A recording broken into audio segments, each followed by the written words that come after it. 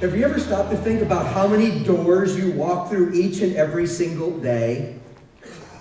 I mean, we walk through our bedroom door, we walk through the bathroom door, maybe we walk through the shower door. We walk through the front door or the garage door, we go through the car door, we get to work and we walk through the office door, and maybe we walk into our room's door. Throughout the course of the day, you might walk through the restroom door, you might walk into the restaurant's door. On your way home, you might walk into the mall door, or the store door, or the gas station's door. Maybe later that evening, you walk through the school's door, the arena's door. It goes on and on and on, doesn't it? We walk through so many doors every single day. I mean, after all, doors are access points. Doors are how you get into that place where you want or need to be. Maybe that's why doors is often used as a metaphor in life. Doors are used as a metaphor for the choices we make to get to those places that we want to be in life. To get to those places that for whatever reason we feel we need to be in life. And so we walk through the door of a college education. Or we walk through the door of marriage. We walk through the door of parenthood. We walk through the door of a particular career. We walk through the door of another career. We might walk through the door of social activism or political involvement. We might walk through the door of religious or recreational endeavors. We human beings are always walking through metaphorical doors. It's just what we do. And some of the doors that we choose to walk through aren't necessarily very good doors. Some doors we kind of suspect might not be very good when we're about to walk through them. Others we think have got to be good doors, only to discover they are far less than advertised. So maybe we might walk through the door of an affair, or the door of divorce. Maybe we walk through the door of debt, or the door of addiction. That's kind of a weird one. There actually is no door named addiction. It's actually named pleasure, fun, diversion, good time. But when you get in that room, you find out, suddenly it owns me. I don't own it. And maybe that goes to highlight a very simple reality. We never really know what's on the other side of any door we walk through, do we? We guess, we hope, but we really never know what's on the other side of any door in life we walk through. I vividly remember my very first day of school. I was going to morning kindergarten in Oconomowoc, Wisconsin.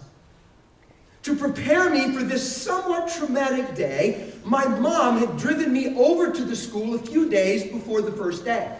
She was going to show me where my classroom was. But when we got to the doors, they were all locked. And so Mom peered through the door, and she said, "Dave, come here, look." And I kind of peered through the glass in the door, and she said, "You see the first door on the right?" I said, "Yeah." She said, "That's your classroom. So when you get to school, you'll know where to go." "Thanks, Mom." I just hopped in the car, and we went home. First day of school came. First trauma of the day. My first bus ride. And I felt kind of like Forrest Gump getting on the bus with a bunch of strangers. And I'm not sure that anybody liked me, but I managed to negotiate the bus ride and make it to school. And they all dropped us off at the same spot. And I remember walking through the doors of that school, and there was the first door on the right. Kind of sounds like a horror film, doesn't it? The first door on the right. I remember I walked up to this big wooden door, and I was scared to death. I knew I was supposed to go through that door. I knew that on the other side of that door was my teacher and my soon-to-be classmates and the beginning of my academic career, but I was just scared. And my palms were sweating, and I would go up to the door, and then I'd just walk past it. Then I'd turn around, and I'd walk up to that door and look at it, and then I'd walk on by. And I probably paced for 5 minutes. Finally, I worked up the courage to grab that handle and open that door. And I opened it up, and it was the janitor's closet. Now, perhaps my mom was trying to send me a subtle signal as to my academic promise. I do not know. But it was the janitor's closet. And I'm totally disoriented because now I have no idea where I'm supposed to go. And about that time, a friendly, experienced teacher looked at a very nervous, shattered kindergartner and escorted me to the next hallway where the first door on the right actually was my kindergarten room. And that little story explains a lot about me. Once you understand it, you can do it a little better. You know, we can guess what's on the other side of the door. Other people can tell us what's on the other side of the door. We hope that something's good on the other side of the door, but we never really know until we walk into that place what's actually there. But we all hope. What are we hoping for? What are we hoping for when we walk through life's door? Could it possibly boil down to something as simple as paradise? That's what we're looking for. We're looking for a place where everything is right around us and everything is right inside of us. We're looking for a place of peace, and we're looking for a place of happiness, and we're looking for a place of goodness. We're looking for a place where everything is just right, and we're at home. That's why we walk through the doors we walk through in life. We're really looking for paradise. And we're hoping that any door we go through will bring us paradise, or at least bring us closer to a paradise experience. And so we human beings go through life desperately, trying one door after another door after another door, hoping maybe the next door is it. And some of us grow cynical and jaded because so many doors turn out to be disappointing. They started with such promise, but then they fizzled out.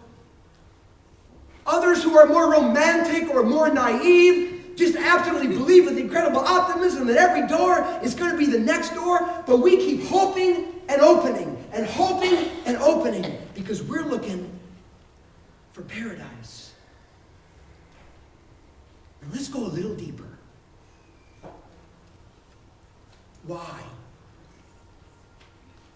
Why this internal drive to find paradise?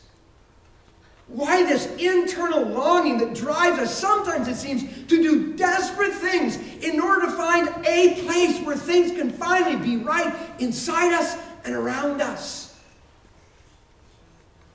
At this point, Jesus weighed in. And Jesus offered this simple but profound explanation. We all long for paradise because we were created to live there. Paradise is actually the environment that God designed us to live in. We were meant to exist in a place where everything is right inside of us and everything is right around us, and it's just wonderful. And way deep down in the spiritual DNA of every human being is just a yearning, a hunger for home, for paradise. It's imprinted on us.